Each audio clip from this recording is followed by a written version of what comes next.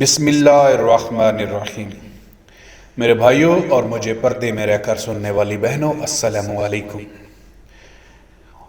ناظرین، میں امید کرتا ہوں کہ آپ خیریت سے ہوں گے، اور میری دعا ہے کہ اللہ پاک جل شانہ آپ سب کو اپنے حفظ و امان میں رکھے اور آپ لوگوں کو دین و دنیا کی تمام کامیابیاں عطا فرمائے اور تمام خوشیاں آپ کی جھولی میں بھر دے۔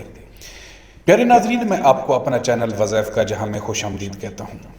ناظرین، آج میں آپ لوگوں کی خدمت میں ایک ایسا وظیفہ پیش کرنے جا رہا ہوں جس کو کرنے سے اللہ پاک جل شانہ انسان کی حفاظت کا انتظام فرما دیتے ہیں، اور وہ انسان شیطان کے شر سے، انسان کے شر سے، جنات کے شر سے ہمیشہ محفوظ رہتا ہے اور اس کی غربت افلاس ختم ہو جاتی ہے۔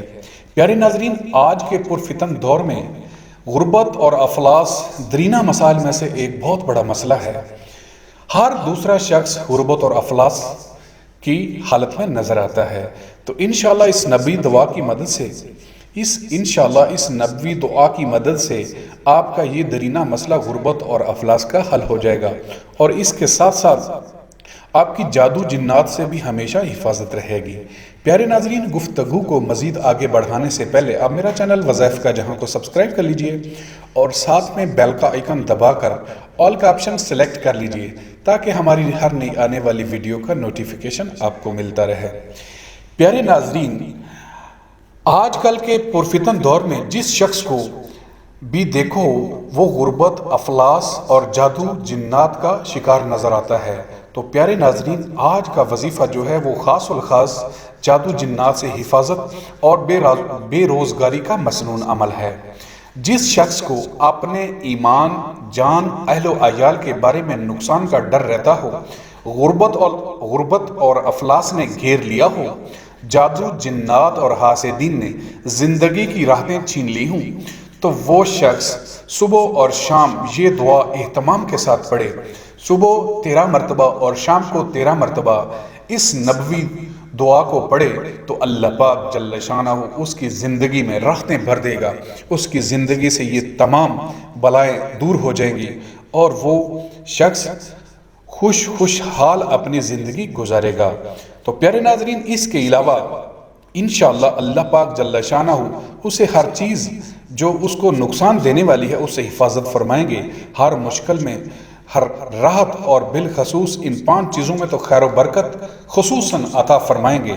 نمبر 1، اس نبوی دعا کی مدد سے اس شخص کے ایمان کی حفاظت ہوگی۔ نمبر 2، اس نبوی دعا کی مدد سے وہ شخص نفس کے شر سے محفوظ رہے گا۔ نمبر 3، اس نبوی دعا کی مدد سے اللہ پاک جل شانہ اس کی اولاد کی حفاظت فرمائیں گے۔ نمبر 4، اس نبوی دعا کی مدد سے اللہ پاک جل شانہ اس کے اہل و عیال کی حفاظت فرمائیں گے۔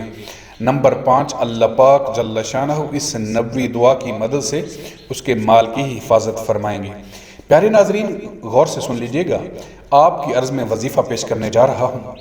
پیارے ناظرین، یہ دعا ہے: بسم اللہ علی دینی و نفسی و والدی و اہلی و مالی۔